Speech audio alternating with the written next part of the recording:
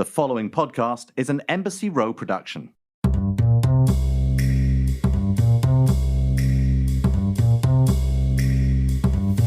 Hey everybody, I'm Marc Lamont Hill, owner of Uncle Bobby's Coffee and Books. I am a professor, a scholar, and most importantly, a book nerd. I say book nerd because I don't just love to read books, I'm the person who loves to read about the book. I love hearing authors talk about how and why they wrote the book, and I love talking to other book nerds about their favorite books. That's why I started Coffee and Books. It's a podcast all about books. Every episode, I sit down over a cup of coffee with the world's biggest authors to discuss the most interesting, controversial, fun, and important books. And sometimes I hang out with experts, fans, and other special guests to talk about some of the greatest books of all time. Now, this week is going to be a little bit weird because I am not talking about somebody else's book, but since it's my podcast and I got a book coming out, I said, why not talk about my own book? I have a new book out. It's called We Still Here: Pandemic, Policing, Protest, and Possibility. And everybody was like, how are you going to do a book podcast about your own book? You can't interview yourself. And I was like, that makes a lot of sense. And before I even had to make a decision, my friend, my brother, acclaimed New York Times bestselling author Mychal Denzel Smith generously volunteered to do the interview with me. And I was excited about that, even though I feel like he is doing this so that he can torture me the way I tortured him a few weeks ago. But either way, Mychal Denzel Smith is here. What's up, man? That's exactly why I'm doing it. So, Mark, thank you. It's an honor and privilege to be back and to be guest hosting, to be interviewing you on your book, this wonderful little book that you have given us, We Still Here. All right, since I'm interviewing you today, you tell me what coffee you're drinking. I'm glad you asked, because working on a book has meant that I am drinking black coffee and like straight up espresso every day for like months. So I'm actually doing the opposite now. I'm actually drinking a tea today. I'm drinking a nice hibiscus tea. That way I'm not getting wired from caffeine, but I still got the coffee mug in my hand feeling good about myself. I want to talk to you about this because there's so much to this. There's so many ideas in here. There's so much critical analysis that we need right now and to further these conversations. But first, because it's always an interest for me in reading a book, the very first thing that I'm curious about is the title. For me, the title has driven a lot of the way that I write a book and what thematically I'm trying to capture. So talk to me about We Still Here. What were you trying to capture there? What were you invoking? What are you trying to get people to start wrestling with? It's funny, when I initially was writing the book, I thought I was going to call the book Pre-Existing Conditions because I was trying to play on the idea of how structurally so many of the things that we're wrestling with are the function of deeply embedded systems in society. And, people were trying to say, oh, Black people keep getting COVID because they have pre-existing conditions, referring only to health. And I was trying to say, white supremacy, capitalism, these are pre-existing conditions that we have to wrestle with. I ended up just making that a chapter title because I wanted something more hopeful and more optimistic. I wanted to think about the conditions that got us here, but I wanted people to leave with a sense of possibility of what we could be and what we could do. And so for me, when I hear We Still Here, the fact that we're saying we still here to me signifies something specific, right? It signifies that we're here despite something, right? And that's why there's no R. Somebody at the publishing house was like, do you mean we are still here or we're still here? I was like, no, I'm Black. I know exactly what I meant to say. Which is we still here. I wanted to signify something about being Black. I wanted to signify something about in our vernacular language, but I also wanted to signify that our existence here is despite a set of forces that want us not to be here. I also was thinking about Langston Hughes, the poem Still Here. Yeah. I've been scarred and battered. My hopes the wind done scattered. Snow has frizzed me. Sun has baked me. Looks like between them they done tried to make me. Stop laughing, stop loving, stop living. But I don't care. I'm still here. And for me, that idea that the world wants us gone, that white supremacy wants to kill us, that capitalism wants to exploit and ultimately destroy us when we're no longer usable. Those ideas, those feelings are what I want to capture. And so for me, I was like, I want people to see that despite pandemic, policing, and protest, there's still extraordinary possibility. Yeah. Also, as someone whose latest book was called Stakes is High, I relate so hard to what you were with trying to explain We Still Here to folks. Right. And stakes are high, Mike. There's still people trying to correct me on that, but it's whatever. And with that, I do want to also, before we jump into some of the ideas in here, which, for this very slim book, it's so dense with all of the analysis that we're looking for right now to tackle these critical issues. I'm curious the choice not to write it straight, essentially, and to do essentially essays, right? Like you could have done short essays, but this is conversation. This Frank Barat, you had him essentially be the interlocutor and ask you questions, and you then answer. And I'm curious about that choice, why you felt like this book needed to take on that form. I wanted to write a book that was engaging to the broad public. I wanted to write to activists. I wanted to write to organizers. I wanted this to be a teaching book. I wanted political education classes to feature this book, hopefully, if it mattered to them. And I thought that the Q&A format would make it more accessible. In 2012, end of 2011, beginning 2012, I wrote a book with Mumia Abu-Jamal where we had a series of conversations. And some of the feedback we constantly got from folk was, that dialogue and that format made the book seem more accessible to me. So that was part of it. Part of it was I was actually having a conversation with Frank Barat one day. And Frank, of course, is in France. He's in Belgium. He's French, but he's living in Belgium. And he was asking me, like, why is this happening? How are you making sense of this? And our dialogue, talking to somebody who was sitting outside of the United States in the middle of this extraordinary moment, forced me, as we say in anthropology, to make the familiar strange, right? To take something that I know intimately well and explain it in terms that I may not have had to because I'm now looking at it from the outside in. And so I found that to be extremely helpful. And, honestly, after our conversations, I wrote and rewrote this book. I mean, every answer I gave, I rewrote. I mean, I could have easily made these essays, but I'm like, everybody has essays, and they're better essays. You're a better essayist than I am. Kies is a better essayist than I am. Teju Cole's a better essayist than I am. Michael Eric Dyson's a better essayist than I am. Monty Perry's a better essayist than I am. Brittany Cooper, all these people are better essayists than I am. And so I said, what I can do is talk. So if I could turn, maybe a book into kind of a talk book in the context, but still have the same, I think, intellectual heft that an essay might have, then that's an interesting creative challenge for me. Can I take the ideas of a dense essay and make them into an accessible conversation book? And that's what I was trying to do. Yeah.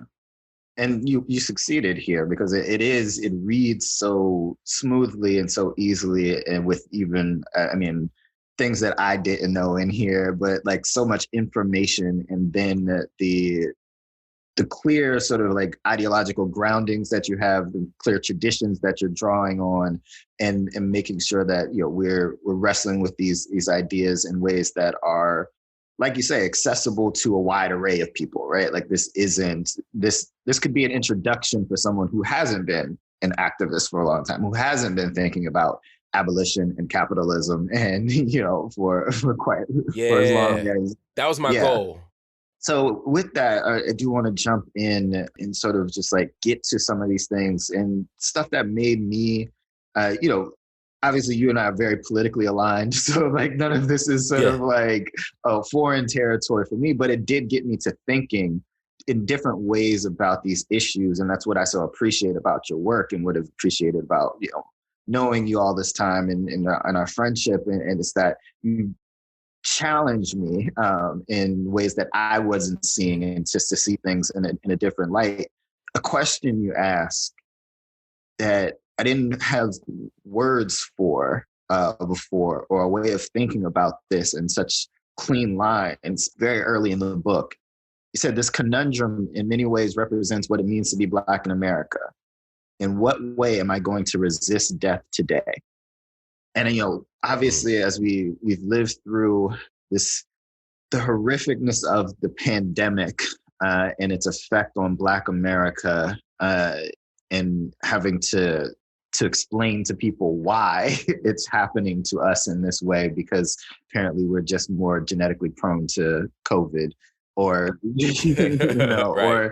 and in that, then we see the the spectacle of death, as you put it in the book, of George Floyd being killed on camera and having to then relitigate issues of policing while we're trying to do the work of dealing with the pandemic and getting the resources that we need to our community. The idea of there being multiple places in which we must resist death, that being simply the definition of Black life in America. Yeah. How are you thinking about that? How are you thinking about that question? And how are you grounding yourself as you went through the book with that in mind?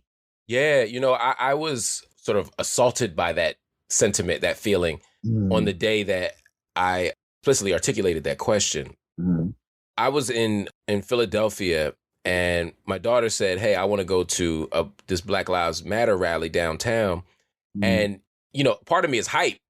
In fact, most of me is hype because I'm like, yo, when your kid asks you to go to the rally, you done did something right. Right. This is post George Floyd. And I really wanted to go and I wanted her to go. And I was going to go with her. I wasn't going to let her go alone just because of all the things going on. It was mostly COVID, but also I was worried about sort of what was going on at this particular rally, not because of BLM, but because of the agent provocateur. I mean, there's so much stuff you think about when it's not just you going. Yeah. So I wanted to go, but then I was like, I can't. I said, one, there's COVID outbreak and I'm 41. I'll probably be okay. But I'm entering that age where I'm not guaranteed to be, no one's guaranteed to be okay, but I didn't feel particularly confident about my chances. That was the first thing. My father was in a nursing home. My father was very sick and he's 92. And at the end of February, he got very sick with an infection, a preventable infection. And he ended up in the hospital and the nursing team, the palliative team, the kind of end of days, end of life squad was like, here's what we should do to make his last days more comfortable. And we're like, well, we're not sure if he's going to die or not. You've told us this before, but he's scared. He's not particularly coherent or he's at the weakest I've ever seen him. And we're visiting him every day just to get him to eat because, he's not eating and he doesn't really seem to want to eat. And then the country shuts down. He's still in that hospital bed, except I can't see him. I can't talk to him. I'm terrified. He can't call me. The hospital's overwhelmed. So I don't know if I've seen him for the last time or talked to him for the last time. A week later, they say he's eligible to leave the hospital. He's good enough to go back to the nursing home facility where we have him because if he has such extraordinary healthcare needs. But we can't visit him at the nursing home because they've shut down for COVID. So February, March, April, May, June, I don't know if I've seen my father for the last time. I don't know if I've talked to him for the last time. I don't know if I've hugged him for the last time. And so I'm incredibly worried. I'm terrified about this, but I'm keeping my fingers crossed because that guy in DC, 45, is saying this will open up by Easter. Oh, this will open up next week. Oh, this 6 days, 6 weeks, just saying any number. But I kept hoping that it will be fine by June. When the weather breaks, this magically goes away. I didn't believe any of that from Trump, but I hoped that I could see my father. And so I'm sitting here like, well, if I go to this rally and next week they tell me I can see my father, I can't, and I've been around 50,000 people, I can't go to this nursing home. Yeah. So I'm asking myself, do I stay home and not resist the state killing us? Do I go out and risk death from COVID? Do I risk spreading it to people who I love? I mean, what an ignoble paradox to be in. Yeah. And for me, that's what it means to be Black in America. Again, as you pointed out, in what way will I resist death today? I got to do it some way because there's no way to be Black in America and not be beset on all sides by forces of death. The state killing you. I mean, there's the everyday kind of assaults on us through poverty, through food insecurity, through rape culture, through all of these things. And they all conspire to kill us. And it's structural, right? And so even when I use the word conspire, for those, I don't mean there's people in a room twirling their mustaches. I'm saying that there are systems in place that are organized in such a way that if you're vulnerable, you're disposable. And at some level, you're exploitable first and then you're disposable. And so this isn't original thought, right? I mean, the Black folk have talked about sort of having to dodge and deny and duck death forever. I mean, Du Bois teaches us that. Bell Hooks teaches us that. We could go up and down the list. Cornel West talks about that. But what I was trying to do is situate that within a conversation that a nation was trying to have that was trying to universalize very particular experiences. America loves to be like, we're all in this together. right? 9/11, we're all in this together. Yeah, but if you Arab or Muslim, you in it a little different, right? Yeah, we're all in this Outside together. of it, you ain't Right. even part of it. Facts. Right. Right. And the same thing here. It's like, yeah, COVID might be colorblind, but its impact is not. Its effects is not. And I wanted to kind of talk about that in the context of Black death and how unfortunately ordinary death is in the context of Blackness. Yeah, and I think, what you're touching on there in terms of the calculation that you were making, right? And I think so many people have missed that during these pandemic times around what choices are available to people, right? In the ways in which that death, you're asking yourself, how do I resist death? But you're making calculations not just on the basis of self. There is the connection to family and community and wondering, like, how do I affect these other people? And I think that that's something crucial that you get at in the book, like later, with regards to us thinking of ourselves as in community with one another. And so we don't have that as a tradition as Americans, right? Like unless it's something that has to do with war, then we think of ourselves in community with one another. We think of ourselves as together, but there's so much individualistic thought here, right? Like that idea, the sort of Horatio Alger story, right? Like that's what we hope, that's what we cling to. And so I'm thinking about that and wondering for you, how we stress that, the need for that sort of shift in thinking with regards to everything that you're talking about here in the book, the issues you're tackling, because that seems like it's a critical piece that's missing. Yeah, no, I think you're right. I think there's two reasons why we should move away from this individualistic or individualized thinking about this stuff. The first thing is in terms of the structural analysis. We tend to blame or focus the problem on individuals. Again, we keep thinking about COVID. We talk about COVID as this thing that happened to a bunch of individual people, right? 200,000 plus individual people got screwed up, or millions of people got sick, right? And our solutions become individualistic, right? Because our analysis is individual. So instead of thinking, okay, part of why people get sick and part of why so many people were vulnerable is because of a system and a structure that took vulnerable frontline workers and made them even more vulnerable. The wealthy were hiding behind walls in gated communities, even in regular so-called middle-class households where you could just be in the other room. You know what I mean? That's very different than being in a housing project where you can't be 6 feet away, or a prison cage where you can't be 6 feet away, right? So these are all things where it's not just about individual choices, right? And if we kept talking about COVID, like, oh, if you just wash your hands and stand 6 feet apart, you'll be fine, ignoring the things that push people closer than 6 feet together, ignoring the things that make hand washing not enough. And so for me, part of it is like we have to analyze this problem outside the context of individualism, but also our solutions have to be keeping in mind with community as well. Because I can find me a crib and be okay health-wise. Yeah. You know, I might be able to get a different job. I might be able to get COVID and be fine in a few weeks and move on. But I have to think about myself in community and in conversation with people who won't be fine, people who won't get better, people who can't socially distance. I got to think about a solution that fits sort of all of us. And I think part of why the COVID-19 crisis has been such a struggle and such a failure for Americans is precisely because everything we think about is individualistic. If you told Americans, you got to wear a mask so you don't get COVID, you know, people might be like, I don't want COVID, I'm gonna wear that mask. But once people find out the mask is actually to stop somebody else from getting it, people are like, you know, you know, like Drago from Rocky, if he dies, he dies, you know, and that was the kind of blasé, dismissive attitude that so many people had. And so I think for us to move forward, ultimately, we have to begin, as Gwendolyn Brooks said, right, to think of each other as each other's harvest, each other's, you know what I mean? Like if we don't, right, think of each other as each other's harvest, each other's business, each other's magnitude and bond, then we'll continue to reduce our thinking and our planning and our theorizing and our political work and our organizing and even how we love to a very individualistic level. And that's not going to get any of us free.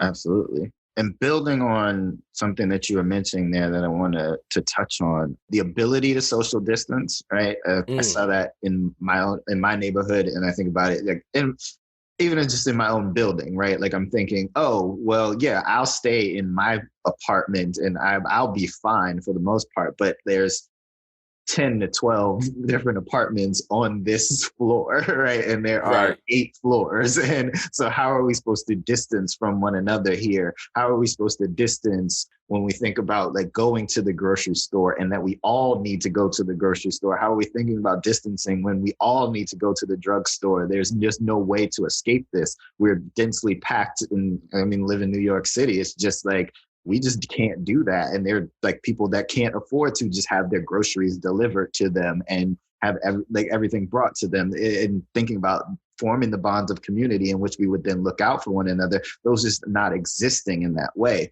But thinking about that in terms of what you're talking about in the book with regards to containment though, right?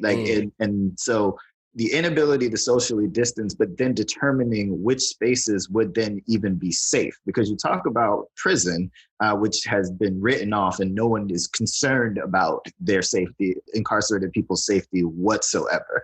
You talk about the disproportionate numbers of infections and deaths within our prisons and jail system, and the way that people simply have been denied access to healthcare within the system, and the inability to distance, and then being forced into labor to serve others within that. But something that you then do, which I think is critical for everyone to think about, was thinking about the idea of home as its own containment. Can you talk a little more about like why you were talking about that specifically? Oh yeah. You know, home is an interesting thing. The whole conversation about social distance is so filtered with privilege. Mm-hmm. Or shot through really with privilege. And you know, distance is not just a spatial measure as we try to make it sound. Yeah. But rather it's a marker of access, it's a marker of privilege, it's a marker of social opportunity.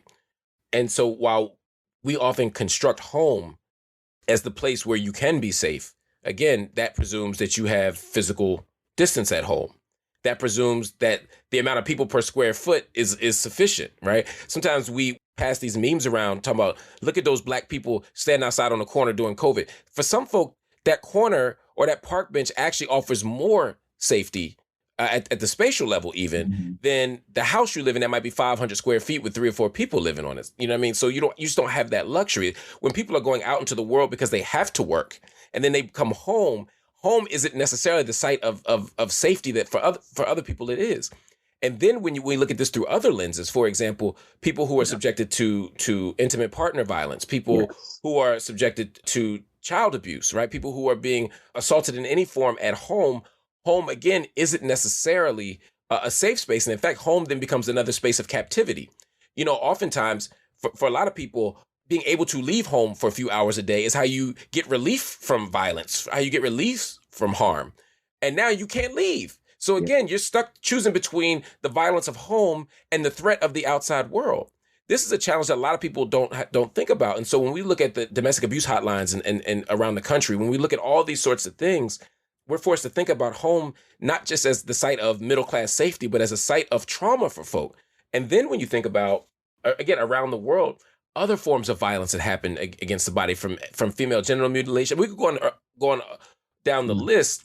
There are lots of things that shift when the opportunity to escape is gone. Yeah. And that's something that I don't think we've talked about or thought about very much in the public conversation. Yeah, because it was wild to me that they're reporting that levels of intimate partner violence were going up during the pandemic, right? Like especially those early stages. Child abuse those numbers were going up. And yet, because we don't take gendered violence seriously, we don't take violence against children seriously at all, there was no public response to that in a sort of way that reflected that we were interested or it was necessary to be curbing that even in the midst of a pandemic. And I think it's going back to what we're saying, that there's so many vectors of death that rain down upon us and that we're constantly fighting, that just have been exacerbated during this time we're dealing with COVID. I want to switch a little bit. It's not necessarily too far off course, because all of these things, as you lay out in this book, are connected to one another, and that these systems are reinforcing one another constantly. But you did say that you watched the video of George Floyd being killed reluctantly. Yeah. And I've never watched it. I have just refused to, and I just sort of checked out of social media during that time to not. I've seen pictures of Derek Chavin's knee on George Floyd's neck, but I'm thinking about this in terms of what impact it does have on you to witness that. But I think about it, in what we do as sort of people who think about issues that are Black folks in public, right? Yeah, right. yeah. And we're constantly asked about these things, and we're made to relive that event over and over again. We're made to wrestle with the trauma, excavate it for the explanation of the public in order to do. Is self-care even possible? I think the best way you can engage in self-care is doing what you did, right? Which is to not watch it. There's so much trauma. And in the book, I talk about the spectacle of violence.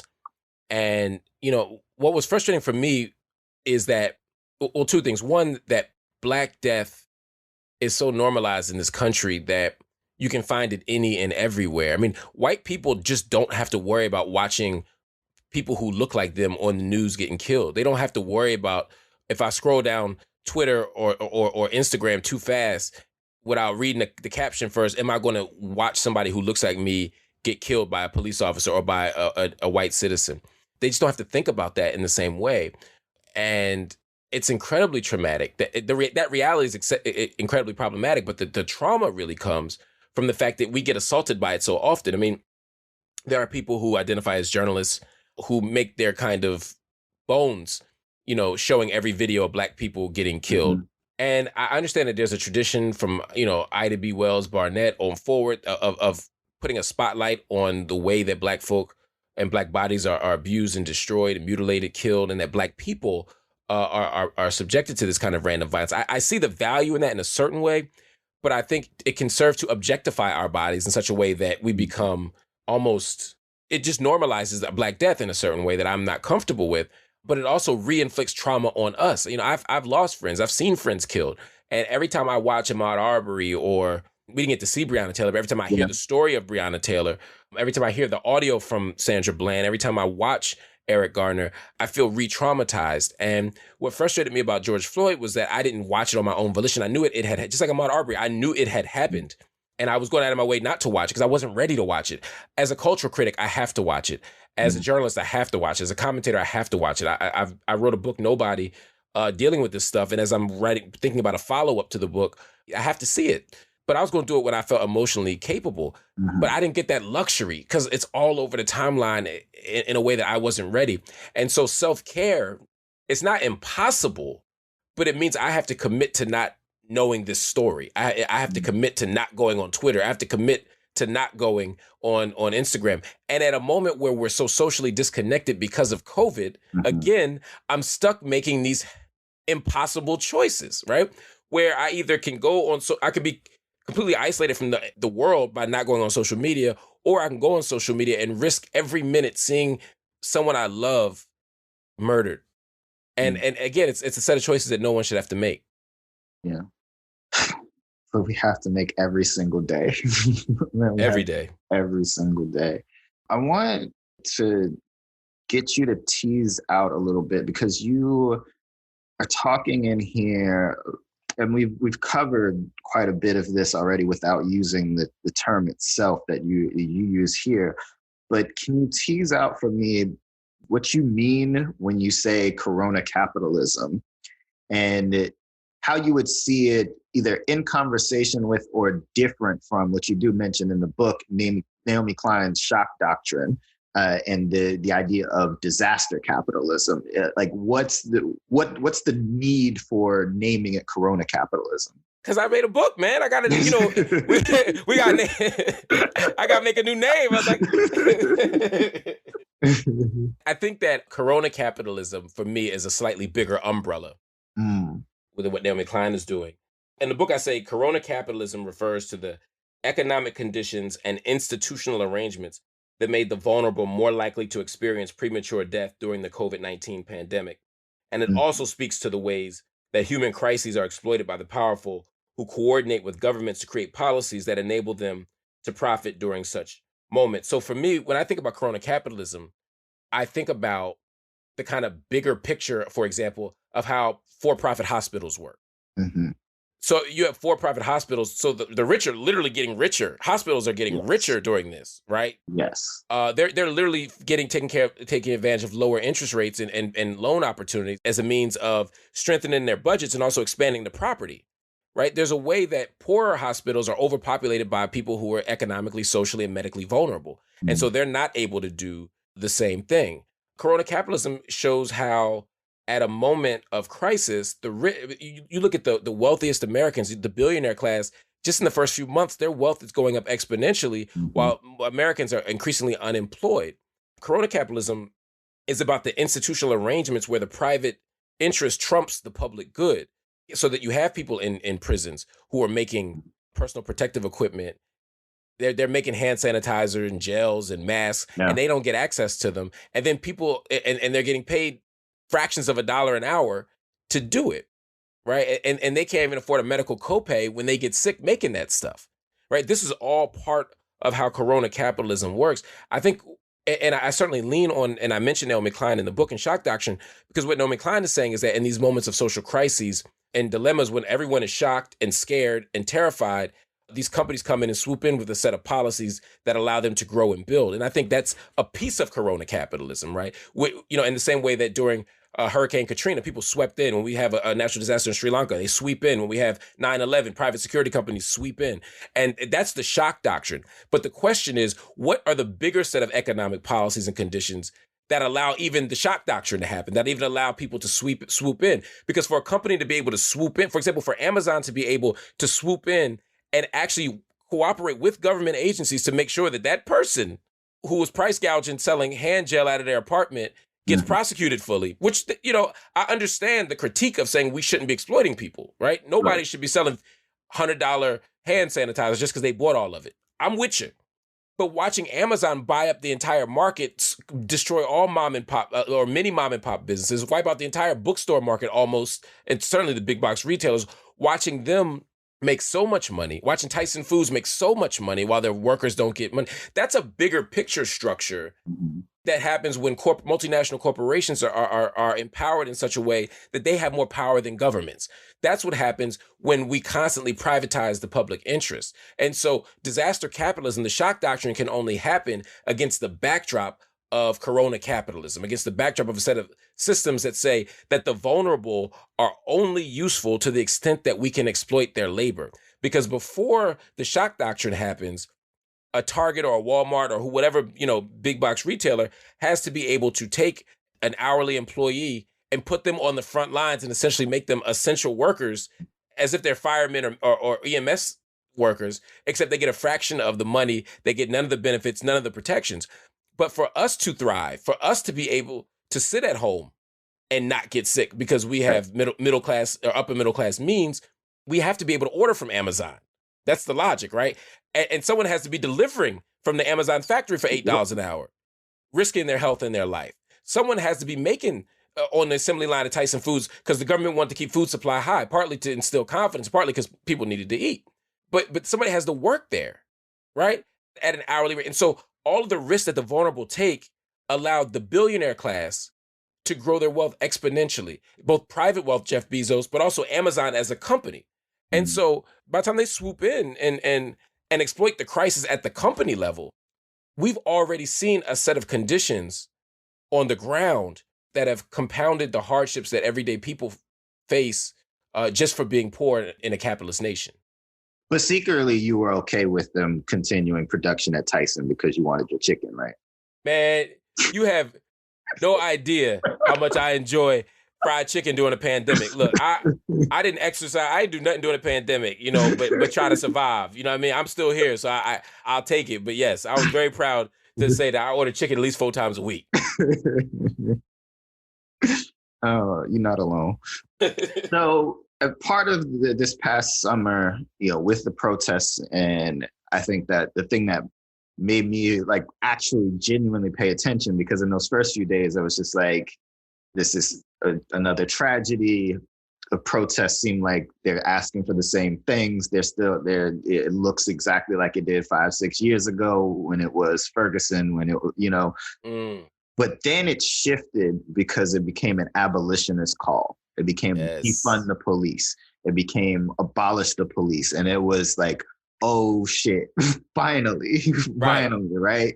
So abolitionist politics like got a mainstream hearing in a way that I just don't think they have, at least not in my lifetime, right? And not in any way that I think anyone like who has been an adherent to these politics has felt. And I know, having engaged in those conversations, done it in the public sphere, done it in private, like the way that people respond to the idea of police being abolished taps into a deep fear, a fear that's been stoked by, centuries of racism and all of that.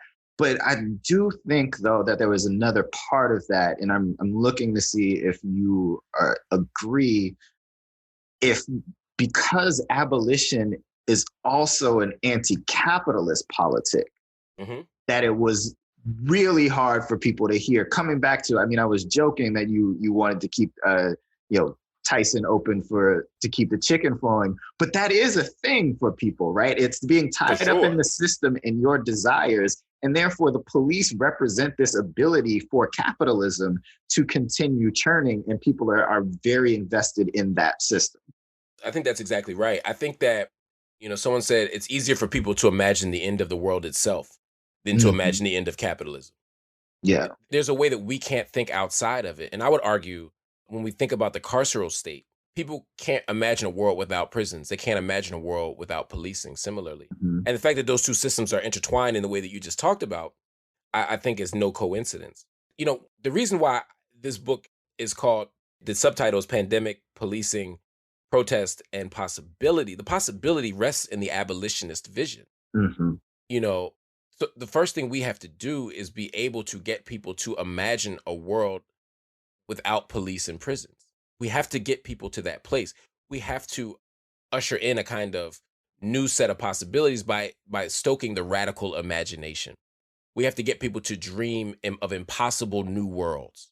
And it's only when people can dream of impossible new worlds that we get somewhere. When I was marching against police violence in the 90s, if we could arrest the cops that beat Rodney King, get them in jail, it was a success. If we could get the LAPD to reduce their 99% acquittal rate of police who face brutality claims, we would have felt like we were successful. The call became integrate police forces. Basically, if only black cops were beating us. Let black folks beat our ass. Right. Then it was, maybe if they lived in our neighborhood, maybe if we did community-based policing, maybe we kept trying to find models, and the goals were ambitious, but they weren't radical. What inspired me on the ground this time, even the gap between, as you mentioned, from when you and I were in Ferguson together, the gap from Ferguson in 2014 until now, 6 years later, to hear these people on the street calling for defunding, but ultimately part of a vision of abolishing police, meant that we're finally willing to at least consider that another world, as they say in the social forum, that another world is indeed possible. That for me is important. But again, it means that we have to begin reimagining ourselves as part of a global community. We have to reimagine ourselves as part of local communities. We have to see ourselves as ends rather than means. And that's an entirely different reorientation of the world. And I think that part of what this moment of crisis forced us to do was engage in abolitionist practices that we've always been told didn't work. It's the same argument that we make with reparations, right? People said, well, reparations, how are we going to organize it? Where are we going to get the money from? How are we going to figure out who can get it? And then suddenly when America was on fire, even more than it normally is, they found a way to get them $1,200 checks out, and they found a way to pass $1 trillion bill because they needed to save the soul of American capitalism, or the heart of American capitalism. That's a different, so they figured it out. Similarly, people say, well, abolition, how are we going to do? Where are we going to put the criminals? What are we going to do? And then suddenly it was like, wait a minute, we can't keep arresting all these people for petty crimes. We effectively decriminalized a bunch of drug crimes, a bunch of quote unquote victimless crimes. We engaged in excarceration by simply not doing it because we didn't have the means or the will to do it. We let people out who are nonviolent offenders. We let people out who had been there for long periods of time, right? We decarcerated. right? So we excarcerated, we decarcerated. We said we don't have the money to invest in more facilities because that's what we could have done. We could have just built more prisons. But we said, no, we engaged in a kind of moratorium on the building of the prison. That's 3 of the 5 tenets of abolition as articulated by groups since the 70s. So, and then when you think about the beloved community and restraint of the few, we could say that we were engaging in an abolitionist politics. We just didn't call it that. And so for me, that's part of the move. When we say, look, cash bail doesn't work, it doesn't make people more likely to return to court. It forces people to be in jail simply because they don't have enough money not to be, right? That's an abolitionist move, even if we don't call it that. And so again, we did that during this moment of COVID. And so for me, this moment of crisis exposed the contradictions of the American carceral state and said, look, another world is possible. Look, y'all, it's right there. We're actually doing it. Look in Minnesota, they're defunding police. And then we had these cases where we had concrete evidence, because normally America, let me say this, America has a high threshold for Black misery. Yes. And Black death, right? They can watch that all. It ain't like when white women go missing. It ain't like when the tragic school shootings we Grace see. do not show up for us at all. At all. It's like she just ain't got that channel, right?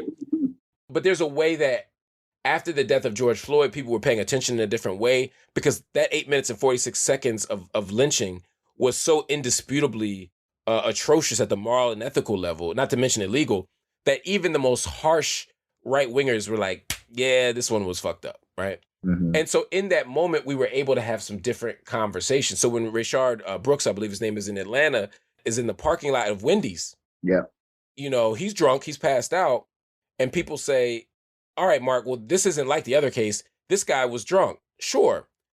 All of us get drunk. If you and I get drunk, and we've been drunk before, right? I can say that, right? Yeah, plenty of times. We've been drunk plenty of times. If you got drunk and we're reaching for the keys to a car, I wouldn't let you go. I would invest in you. I would protect you. And I certainly wouldn't say, all right, I'm going to let him go, and then I'm going to call the police and say, there's a drunk driver on the road, right? Like, there's a way that when it's at the interpersonal level and I actually care about you, right, I don't involve the state in the practice of protecting or you from harm or protecting the public from you. I engage in an act of care. What would it mean for us to imagine each other as a community of people that we should have that level of care and investment in, and then have policies that reflect that? So instead of having a police force come out, what if we had a public safety force? Because the hour they spent interrogating him, they could have took him home, given him a bottle of water, and got him back and got back to work, right? And it would have been a lot easier than wrestling over a taser. So, and people say, well, he took the cop's taser. Yes, that's a bad choice, right? He was drunk. He was drunk, though, right? And quite frankly, when he ran away, they had his ID. They had his card. They could have just went to his house later. He was drunk. He didn't know what he was doing. My point is, there were solutions other than pulling out weapons. There were solutions other than criminalizing him. But that's what police are trained to do. And if the only tool you have is a hammer, then everything's going to look like a nail, right? Everything's going to get treated like a nail. And so we need new possibilities. And for the first time, the public was able to say, look, that dude shouldn't have took that taser. Yeah, you shouldn't be drunk in the Wendy's parking lot. But Wendy's employees should be able to call somebody other than the police. Absolutely. Somebody else should be able to come and protect him other than people with guns who only know to escalate rather than de-escalate. We need new solutions. And so for me, that becomes different. But that means we have to think outside of capitalist logic, to your point. Because for me to think of the person I have yet to meet as worthy of my care, just like you, I have to think of community. I have to think of people not as potential employees, not as profit margins, not as people who I can exploit. Instead, I have to think of them as people who deserve all that I think I deserve, and everyone who loves me and who I love deserves. So it's a different framework. And I think for a long time, even in the movements that we're a part of, we haven't done a good job of sophisticatedly thinking against capital and also dreaming of abolition in ways that are useful. And I think that's why in the intro and at the end of the book, I lean so heavily on the Black radical feminist tradition. Yeah. Because it's been Black women who have dreamed these ambitious freedom dreams. They've been the ones, they're the ones at Combahee, like, look, yeah, we need to end gender oppression. We need to end patriarchy and sexism. That's why we're here. But that is not disconnected from ending the exploitation of the third world, of ending police violence, of ending the violence of capitalism, right? That these things are intersectional. And so as Black men, we like, yo, Black men got to get free. Oh, we're trash. We failed. We're just fucked up, man. Like it's as we've seen in recent weeks, as we have this conversation day before election day, So many black men willing to sell shit out so that they could get a seat at the gold-plated table of Donald Trump. That's exactly right. And that stands in sharp contrast to these black women like Angela Davis and Mariama Makaba and Joy James and Ruth Wilson Gilmore and others and Kimberly Crenshaw, who have always forced us to look at the intersections and to struggle at the intersections. And so at this point, it's like, that's who I'm leaning on. That's who I'm looking to for leadership at the political level and at the intellectual level. And what I'm seeing is that we can really win this thing. We can have an abolitionist future. The state has tipped its hand and shown us what they're able to do when they feel vulnerable enough. So now we have to make them feel vulnerable all the time. And that's where our resistance comes in. Absolutely. So shifting gears a little bit, you are 41, you're old. Yes. You've had a long career, you've worn many hats. Do you think of yourself, I mean, you're an academic and you are a journalist and you've been a TV host and you've been a pundit and you have been now a podcast host. Where's the entry point for you? Were you like, I want to be a writer, and then you found other ways into these other things? Or was it, I'm interested in this subject matter, I need to be an academic and then study intensely and be trained in that field? Or do you even think of those things as separate ideas, as being an academic versus a writer? I think I've always, I was a reader first and very quickly a writer, and as a matter of practice. Like I read very early. I was a reader at 3. I just loved to read, and I loved ideas, and I loved where ideas took me. I loved where the world of ideas allowed me to be. I loved who the world of ideas allowed me to be. I read everything. And soon after that, I tried to experiment. I kept a journal, I kept a diary. And that's what we're dispensing with gender norms here. Exactly. The book said diary on the front. It was a diary. And I was trying to narrate my daily experiences. I wrote a poem that entered into like Scholastic News contest or something like 2nd or 3rd grade about the homeless. I was trying to figure out how to use my voice. I was a pro wrestling geek. I'm still a pro wrestling nerd, like a historian of it. I don't watch the new stuff. I'm a purist. Like, not this new stuff. I can't get it. Yeah, anything past Dusty Rhodes, I'm just not into it. But what was interesting about that was, not only was I reading these magazines, all the pro wrestling magazines, but I was then starting to experiment writing a column. Even though, of course, I didn't have an audience, I would talk about my readers. And the reason I was doing that is because that's what the columnists were doing. And so I wanted to, and so that's when I first started experimenting with reading. And then middle school happened, and I kind of fell away from, I still read a lot. I didn't write as much.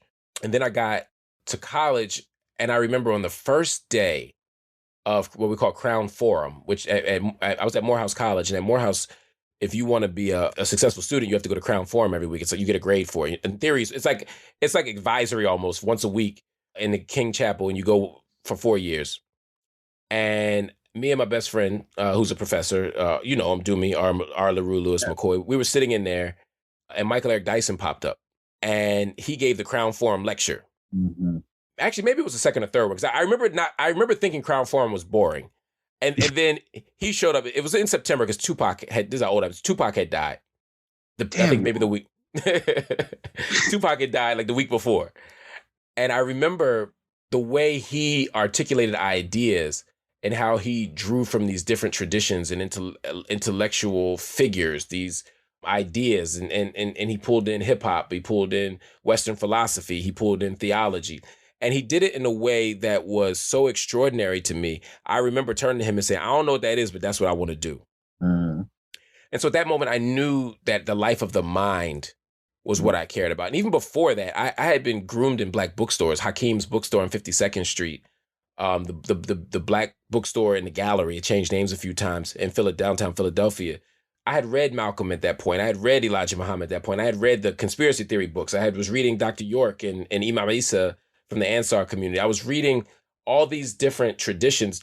And so I was definitely excited by ideas. And I knew that any life that I had would be one animated by ideas. I didn't know what that looked like. Michael Eric Dyson was the first person to give me a kind of, not just a language, but a kind of an image of what it would be.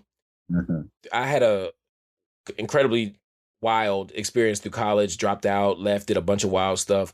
But as I was graduating, I transferred to Temple, and I wanted to finish I had this sense that I was behind. And so I basically took almost 2 semesters worth of courses. I think I took 24 or 27. I took 27 credit hours in a semester.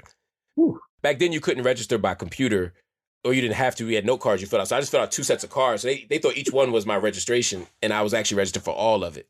And I needed one more class to graduate that semester. And I chose a class called The Black Woman. Mm-hmm. Why'd you choose that class, Mark? I thought there'd be Black women in it. I wasn't progressive yet. And I took it, and it was just me and another brother, older brother. He probably was my age now in retrospect. Remember, you're very old. Right. Thank you. And like 28 women.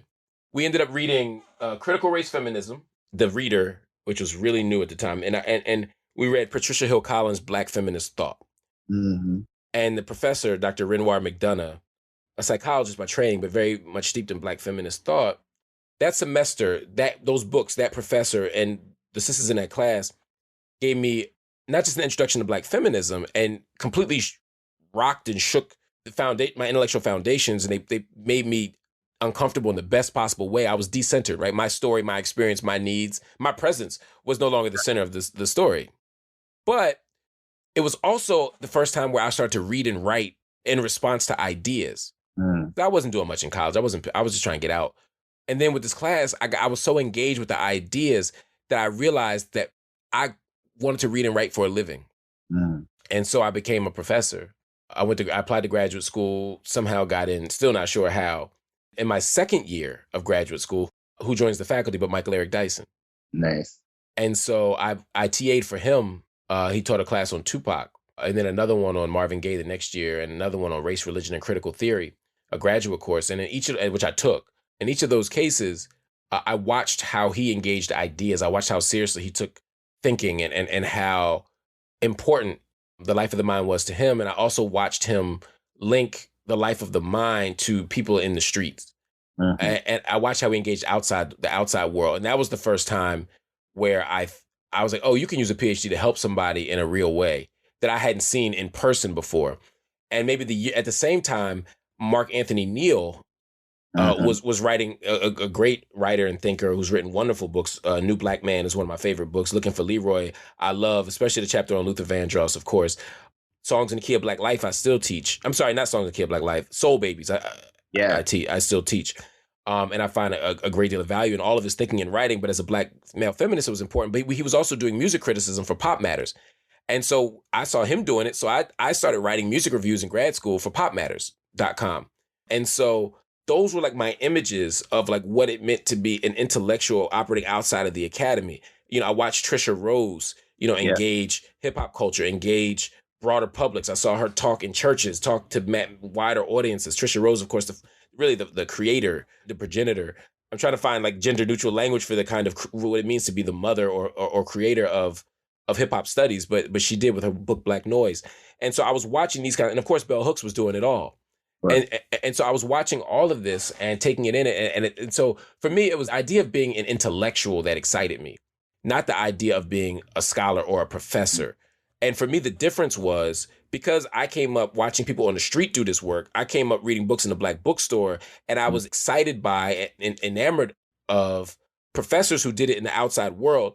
For me, the job of professor was just that, a job. And scholar was a piece of that job. But the world of ideas, being an intellectual, was exciting to me. And I didn't care whether you were Baldwin, who never needed to go to a college or finish a high school, or whether you were Cornel West, with the Princeton Harvard pedigree, you know what I'm saying? Or whether you were John Henry Clark or Arturo Schomburg, who were self-taught. Like, that shit didn't matter to me.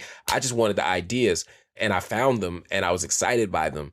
And so the rest of the stuff, just to fast forward, kind of happened as a consequence of that. Like, I didn't say I want to be a speaker.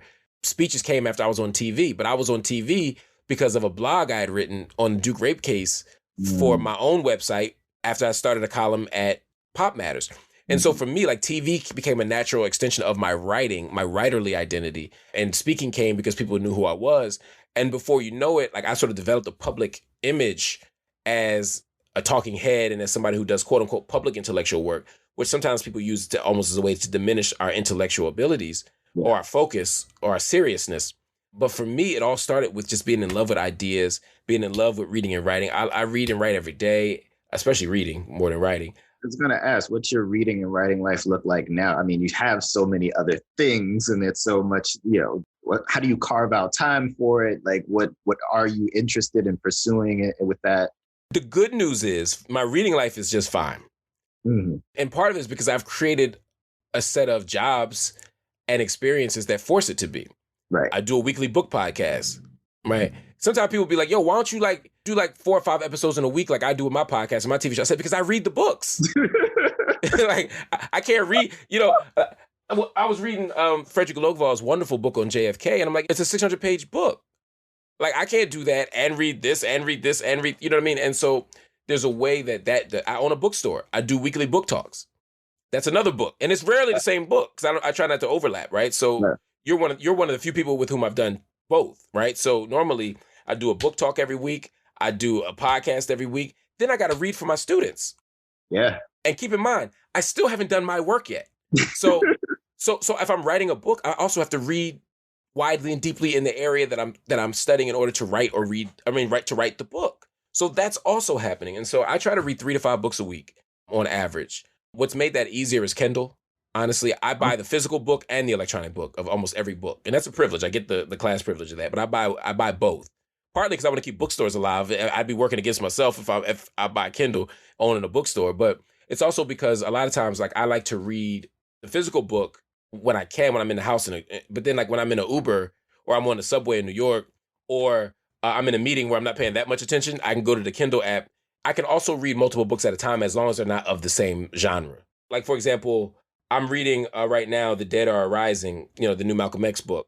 Yeah, I'm reading that one too. Les Payne's book. And so I'm reading that, but then I'm also reading an architecture book called Seizing Jerusalem, which is all about sort of how Jerusalem has been architecturally reshaped in the last, since 1967.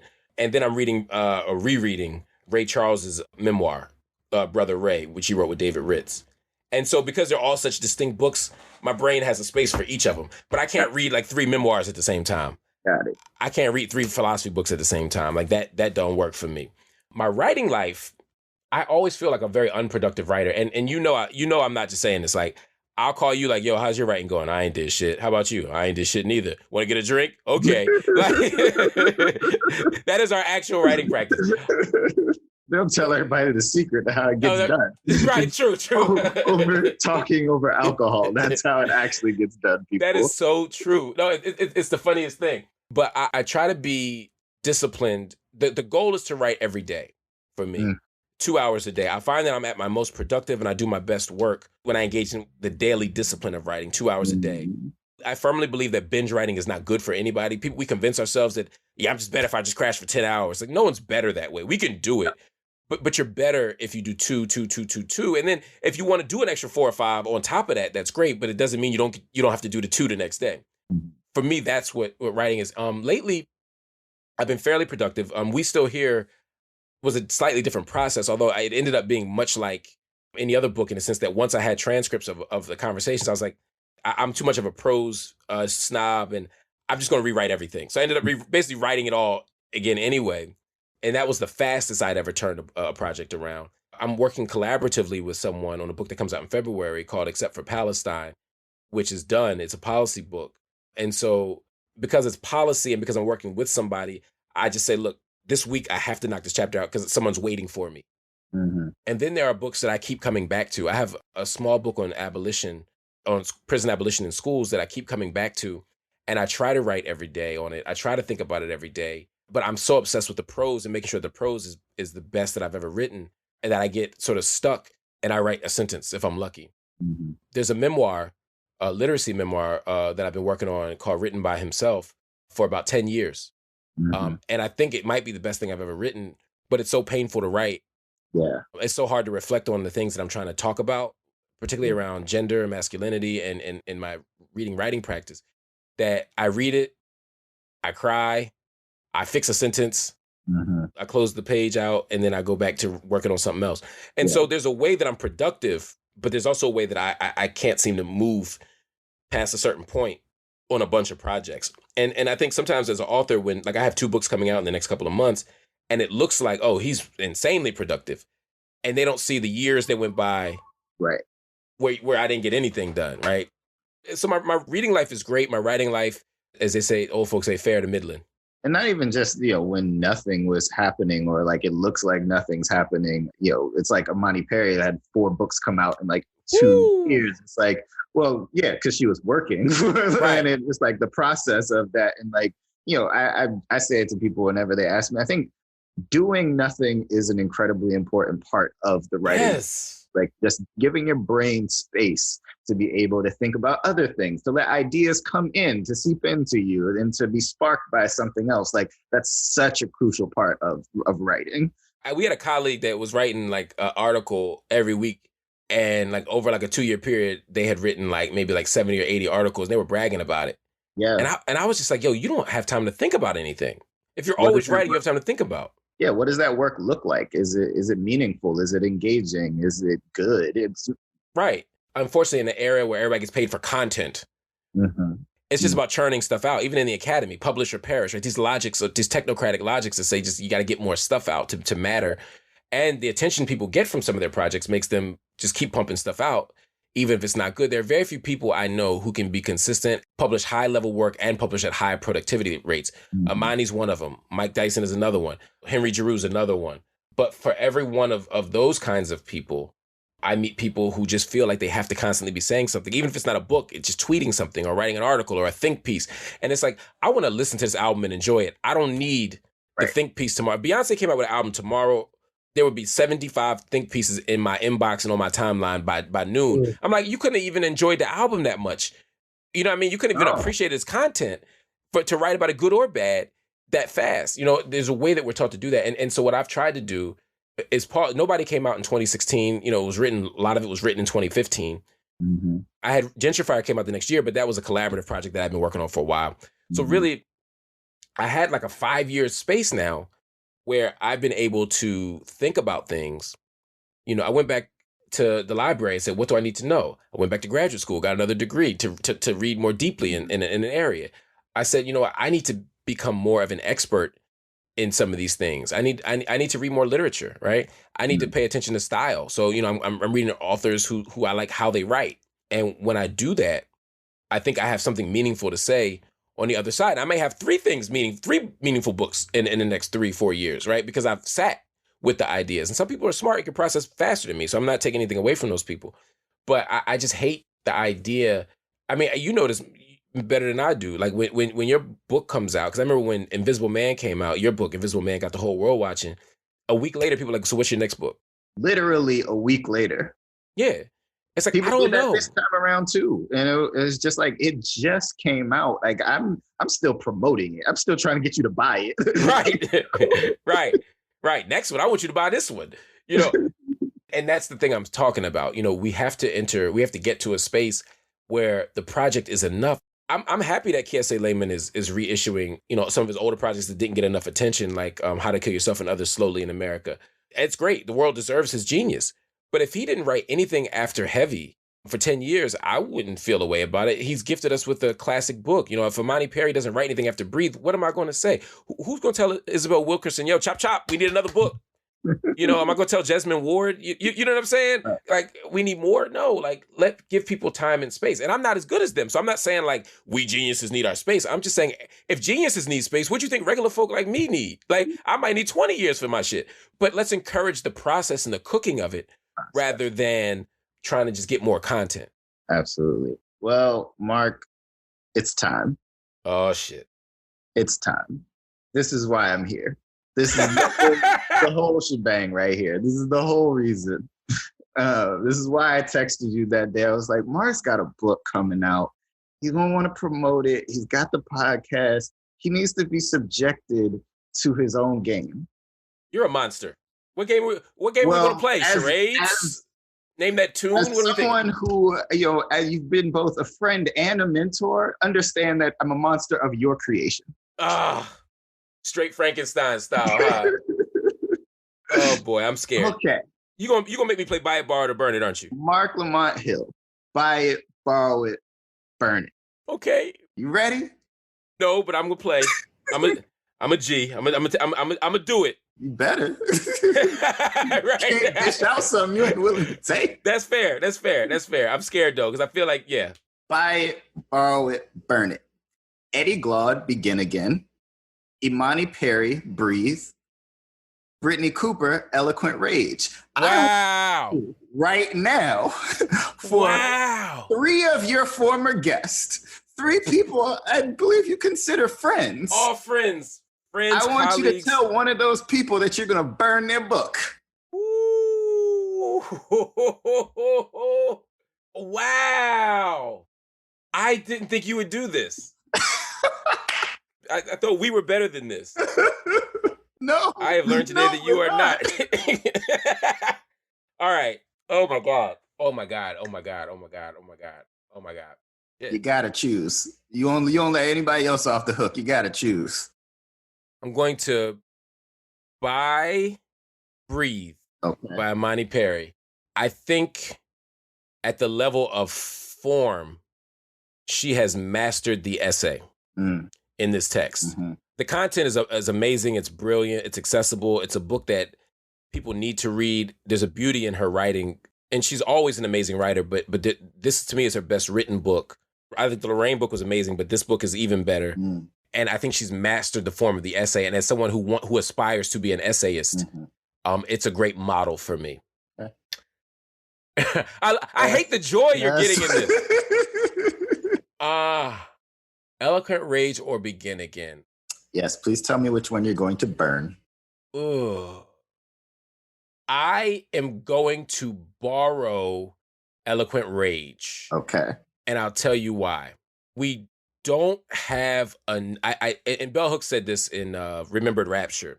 I think we don't have enough memoirs and stories from Black women. Mm-hmm. And Black people are often taught that memoir is an act of indulgence and we should wait until we're older. Who are you to write this? And this isn't a full memoir, but it has a kind of reflective component of her life and culture critique mixed in. And I think she's helping usher in a new moment for another generation of intellectuals and for feminists. And I think that the questions she's raising need to be raised. And Begin Again. So tell Eddie you're going to burn his book. Begin Again is one of my favorite books of the year. In fact, I was shocked and disappointed that it wasn't longlisted and shortlisted for the National Book Award. I think it's an amazing book. And the only reason that I put, and I could have done these in almost any order, because this is a stupid game that really just sucks. I hate its whole stupid face. So stupid now. Who came up with this ridiculousness? But the only reason I would do that, if I had to pick one for that, it's only because there are other writings on Baldwin, and I still have access to Baldwin himself. Whereas I wouldn't have access to the stories of Imani and Brittany without those books. I can get access to Baldwin. That's going to be my answer. Really eloquent answer. Eddie Glaude, Marc Lamont Hill said he's going to burn it. He's like, yeah, I heard all that shit. All I know is you burning Eddie's book. Yes. Wow. Well, I encourage everybody to read all three of them. They're on bookshop.org/shop/Uncle Bobby's. You can read all of them and decide which one you want to buy, borrow, or burn. But that was the most painful. I enjoyed this. I was thinking to myself, this is a great interview. He's really good at this. I'm having a great time. He cares about me. And then you're going to pull this.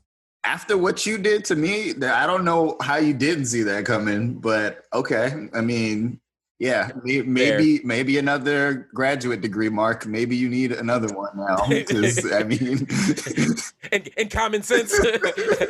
Anybody who interviews me is going to torture me with my own game. That's fine. I'll take it. But other than that, man, this has been seriously. I can't thank you enough, man. This has been great, and I love to interview people more than I like to be interviewed. I don't necessarily like to talk about my books. I like to write them and then move out the way. But the questions you ask and the care that you gave the read makes me really grateful. An honor and privilege, truly. Thank you so much for all of the work that you have given to all of us. Thank you for the guidance and a friendship that you have given to me. Can't say enough how proud I am of everything that you do all the time. Thank you for this book, these opportunities, for your work, your analysis, your mind. Thank you. Thank you, man. Everybody, again, Mychal Denzel Smith, his book, Stakes is High, is amazing. You should check it out. All the books we discussed today, you can check out as well, bookshop.org. /shop/Uncle Bobby's, or you can just go to unclebobbies.com. That's Uncle Bobbies. So, Mychal, how can people get you on social? It's at Mychal Smith on Twitter. That's MYCHAL. And then at Mychal Denzel on Instagram, and my website, MychalDenzelSmith.com. Cool. And of course, if y'all want to reach me, Marc Lamont Hill, on all social media, Facebook, Twitter, Instagram, it's just Marc Lamont Hill. My website is marclamonthill.com. And if you want, the book is called We Still Here: Pandemic, Policing, Protest, and Possibility. I'll see y'all next week.